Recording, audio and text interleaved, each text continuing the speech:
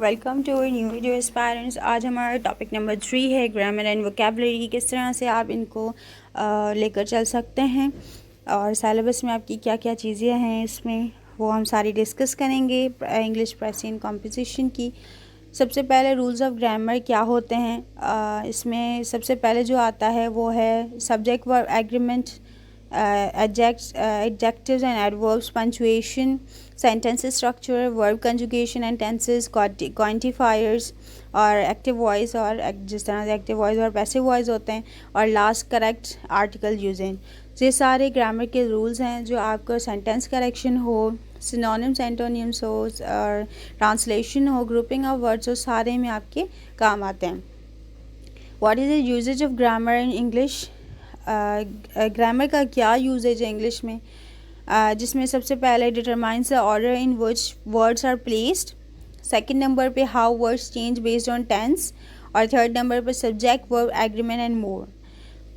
Grammar usages जो है वो वर्ड्स को किस तरह से अरेंज करना है सेंटेंसेस में, और टेंसेस के हिसाब से किस तरह से वर्ड्स की चेंजिंग होगी, जिस तरह से हैज़, हैव और helping verbs, ING, object, subject किस तरह से लगेगा, कौन सी फॉर्म लगेगी। तो ये सारी चीज़ें जो हैं हमें यूजेज ऑफ ग्रामर सिखाती है। और सब्जेक्ट ऑफ वर्ब एग्रीमेंट जो है वो भी इसमें इम्पॉर्टेंस है इसकी, ठीक है। फिर है फॉर राइटिंग लैंग्वेज, लैंग्वेज को किस तरह से हमें स्पेसिफिकली लिखना है, जिस तरह से मैंने ट्रांसलेशन में बताया है कि आप ट्रांसलेशन को किस तरह से अरेंज करोगे, ठीक है। Such as rules of governing, capitalization, कहाँ भी आपको कैपिटल अल्फ़ाबेट्स लिखने हैं, और पंचुएशन और स्पेलिंग्स। तो ये सारा जो है यूजेज ऑफ ग्रामर से पता चलता है। फिर है use of correct verb tenses, किस तरह से आप करेक्ट वर्ब टेंसेस लिख सकते हो, जिसमें present tense to describe actions, present tense जो है हमें एक्शंस को डिस्क्राइब करता है, and status of being that are still true in the present. Use मतलब कि प्रेजेंट में हमें पता चलता है कि जो चीज़ें हैं या एक्शंस हैं वो हमें प्रेजेंट में हो रही हैं। Use the past tense to describe actions और states of being the occurred exclusively in the past. मतलब कौन से एक्शंस हैं जो हमें पास में हो चुके हैं, ये चुके हैं, ये जिस तरह से सेंटेंसेस होते हैं। फिर आते हैं हमारे पास्ट टेंस, प्रेजेंट टेंस और future.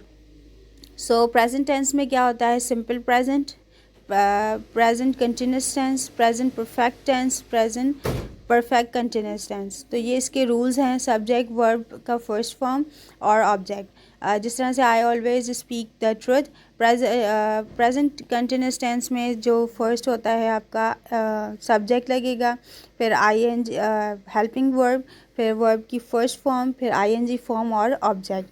All is riding a bicycle, sorry Ali is riding a bicycle, ये इसकी वो एग्जाम्पल है। प्रेजेंट परफेक्ट टेंस में सब्जेक्ट प्लस हैज़ या हैव और वर्ब की थर्ड फॉर्म जो है इसमें याद रखनी है। द सन हैज़ सेट, ये इसकी वर्ब की थर्ड फॉर्म आ गई।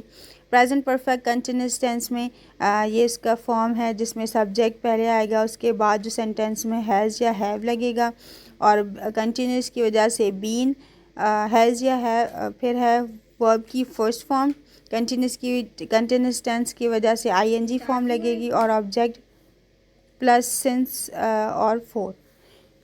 फिर आता है पास्ट टेंस, पास्ट टेंस में जो है simple past, past continuous, past perfect tense और फिर पास्ट परफेक्ट कंटिन्यूस टेंस। इसमें है कि सब्जेक्ट प्लस वर्ब की सेकंड फॉर्म, फिर ऑब्जेक्ट।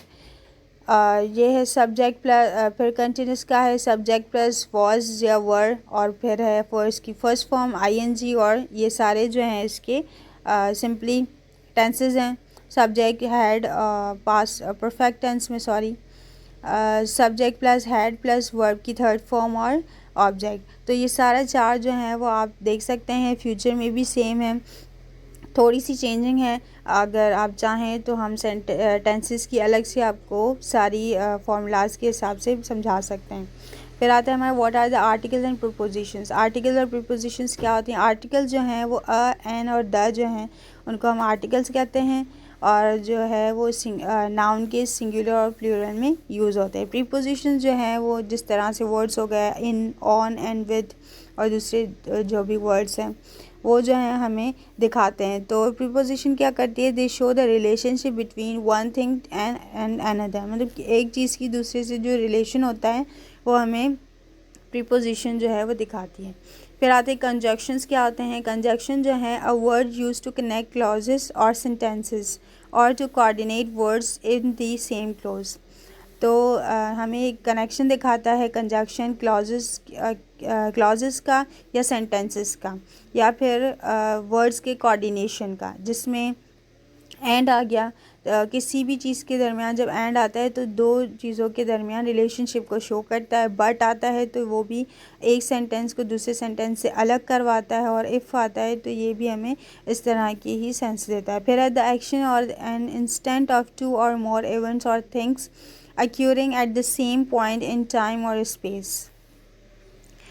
कंजक्शन होती क्या है, इसकी definition. A conjunction is a word use to join two words, phrases, clause और क्लोजेस। कंजक्शन जो है एक वर्ड है जो हमें बताती है कि ज्वाइन टू वर्ड्स को ज्वाइन करती है, फ्रेजेस और क्लॉजेस या सेंटेंसेस को। ठीक है, एग्जाम्पल ले लेते हैं। Mohan ran fast but he miss the train. Mohan जो है वो फास्ट दौड़ रहा था, क्यों दौड़ रहा था फास्ट, ये दूसरा सेंटेंस जो है अगले की जिस तरह से क्या कहते हैं नफ़ी कर रहा है या बता रहा है या सपोर्ट कर रहा है कि क्योंकि उसकी ट्रेन जो है वो मिस हो गई। Two and two make four.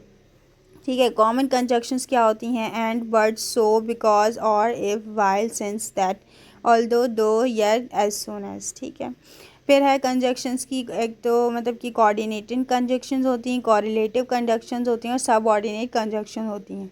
For, and, nor, but, or, yet, so ये कोऑर्डिनेशन है। Either or, neither, whether, not only, both, such, rather, no, sooner ये कोरिलेटिव कंजक्शंस और सबऑर्डिनेट कंजक्शन जो हैं जिस तरह से because, although, if, since, until, while, unless, as, when, before, after, whenever, in case, though, where is, ये सारी जो है हमारी कंजक्शंस में आती हैं।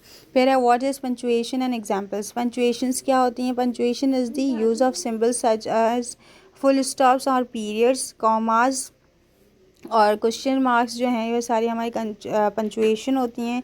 और अनकाउंटेबल नाउन जो है, punctuation is the symbol that you use to divide written words into sentences and clauses. तो ये कुछ चीज़ें इसमें याद करने की। पंचुएशन मार्क्स ये हैं जिसमें सबसे पहले apostrophe, brackets, colon, comma, exclamation mark, full stop, hyphen, question mark और सेमी कॉलन और स्पीच मार्क्स आते हैं। फिर आता है हमारा अकॉर्डिंग टू सिलेबस चल रहे हैं तो what is the phrasal verbs and examples. Phrasal verbs क्या आते हैं, phrasal verbs is a combination of a verb and an adverb और प्रोपोजिशन। ये कॉम्बिनेशन होता है वर्ब का, एडवर्ब का या प्रोपोजिशंस का, जिसमें एग्जांपल है शट अप और look after which together have particular meanings, मतलब कुछ चीज़ों की पर्टिकुलर मीनिंग होती हैं। What are the examples with phrasal verbs. Phrasal verb की कौन सी एग्जांपल्स हैं, common phrasal verbs example and their meanings, जिसमें बेयर विथ का मतलब क्या है, बी पेशेंट, मतलब चीज़ें जो हैं वो हम दिखाई कुछ देती हैं और लेकिन उसका मतलब जो होता है वो चेंज होता है। ठीक है, कॉमन फ्रेजल वर्ब्स क्या होते हैं, उसकी एग्जांपल्स और मीनिंग्स देखते हैं। Break off end a relationship. Break off का मतलब क्या होता है, रिलेशनशिप का end. Hold back for, not allow yourself to do something. Bottle away, store up, zone out, dissociate yourself from a situation. Wrap up का मतलब क्या है, cover in a paper. Go ahead मतलब proceed. Pick out it means की choose. फिर आता है synonyms और एंटोनिम्स को किस तरह से आप प्रिपेयर कर सकते हो या फिर ये चीज़ें होती क्या हैं।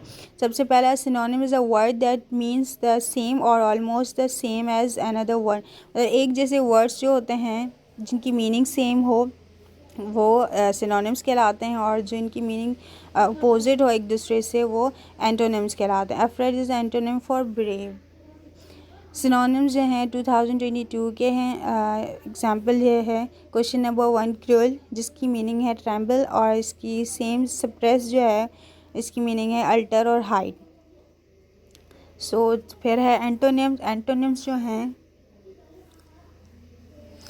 ये है फिलिस्टाइन, जिसकी मीनिंग है ड्यूपेटेंट और नीवो नोवियस। सेकंड है इसका इंटेलेक्चुअल, उसका मतलब है पाइज, मतलब मीनिंग्स जो हैं बिल्कुल ही इसके अपोजिट हों।